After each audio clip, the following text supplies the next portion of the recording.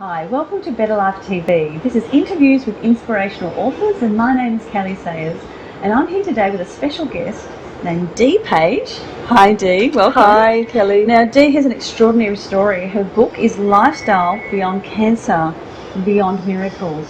And Dee Page, just have a little read here, is an international speaker and author of aspects of lifestyle medicine that enhance the quality of life. You were born in Wagen, Western Australia, so isn't that great? Yes. West Aussie. Yeah. Oh, West Aussie, a little town that was famous for its sheep, its wheat, a historical village, and a statue of a giant ram. Oh, wow. A lot of people probably never heard of Wagen, so that's nice. Put that on the map, Keep haven't it we? in mind. Good for you. And let's have a look. As the longest living survivor of a rare case of aggressive cervical cancer, according to her specialist in 2008, Dee's story demonstrates ideas that can be effective for others. So Dee's book encourages others to be involved with the direction of their healthy therapy and shares ideas on how to heal your life.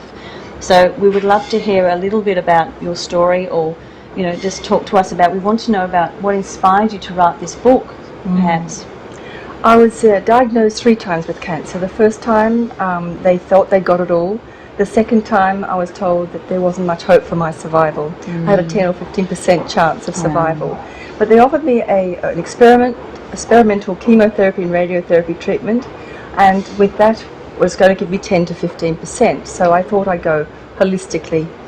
And in those days there was no internet, not many books around, so I really had to feel my way in the dark. So I asked the God Force to help me. And when I got through that second time with cancer, I had learnt and grown so much that I realised that I had a message that I had to share, and it became my purpose in life. It was my calling. That's right. So at that time, when I was praying and asking for guidance, it came to me one day when I was saying, am I doing enough? What else do I need to do? And write a book came to me. And the title. Do you think that I haven't had that experience, but however, was it that point where you feel like there was a belief that shifted in you, or something that believed I have a purpose, there was something greater than me, greater than my body, that maybe there is a reason why I'm on this planet? Would that been enough to Most compel definitely. you maybe to heal and to create that miracle of healing? There was a point where I realised that I had a choice to either accept what medical science was telling me, or something else was driving within me that said, there is a way and you can look for it and you can find it. Just keep moving on it, persevere.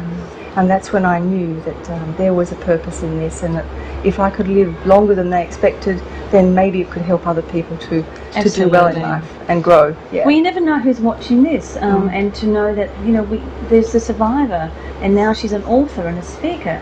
So to know that if you could just hold on to, I believe, to hold on to hope. Hope. If you can hold on to hope, Yes. and maybe ask that question: is there a purpose to this? Because there's a purpose to everything. There is no mistakes. There's I no believe such there's thing as negative hope. No. No hope. If there's hope, there's a chance. That's right. And that's what drives our inner resources, which very much is what the book's about. It's about resilience. It's about overcoming adversity and growing and becoming more empowered through adversity, in the face of adversity, and how to engage with that in all walks of life, not just with an illness. And how do you feel that have people given you feedback about the book, and have you heard of other people's experiences, and do you find that a lot of people come out the woodwork to say, oh my God, I'm a cancer survivor? Or Yes, in fact there are other stories within this that add to it, and people who have read the book have said that it touched them in many different ways, and they saw their own lives reflected in it. Not just those with cancer, but others who have been facing retrenchment or life transitions.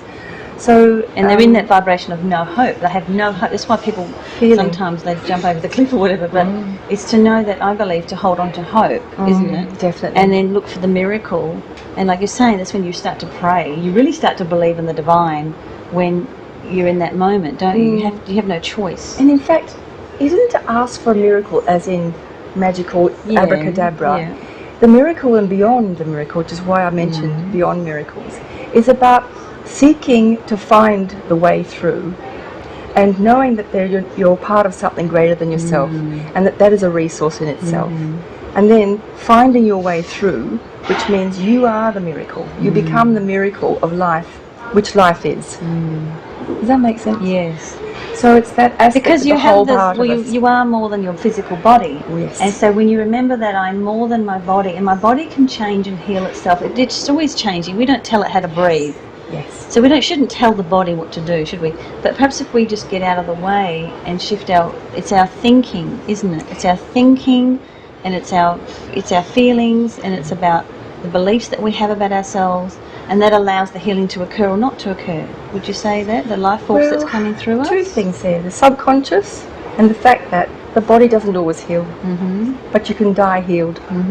And that's where the dilemma for some people is. They feel that life is only about the body getting well, and healing is only about the body getting well. But as you say, we are body, mind and spirit. We are so much greater. And if we work with our subconscious, therein lies the power. We can influence the subconscious. Whatever we think and say, the subconscious doesn't pick up a negative. It sees it as what you want. So if you're looking at life in a negative, down perspective, then you're telling your subconscious that's what you want, and you keep attracting that to you. When you tune into what it is you're trying to create, and then you influence the subconscious through pictures, visualization, what you think about, what you read, who you're mixing with, what you eat and drink with purpose, then you're influencing the subconscious to help to manifest that for you, in other words. Remember that story about the two wolves that were fighting within ourselves, and they said that one is ego, one is spirit. And they said, well, both wolves, and which one would win? And they said, well, the one I feed. So we have an ego, isn't it? Great example. That's it. So we all have an ego and spirit, and it's the dark and the light, and it's the yin and the yang, and it's all perfect. But which one will we feed? And I choose to feed my spirit. Positive thinking, a positive lifestyle, and just keep inspiring ourselves and feeding that for the good, no matter what. And this is where nourishment comes in from another perspective. I mean, we think of nourishment as being food and nutrition and juices, but in fact, what we read, what we watch, what we think, what colour we wear, what colour we wear, how we respond with nature. Mixing with nature is a great healer, and all of those are nourishment for the soul, for the body, for the mind. Or even having a pet and getting connected to your animals. You go out a day, get off the computers and go and talk to the animals and stroke a dog. Ride a horse for the day. It's like you don't, or go canoeing.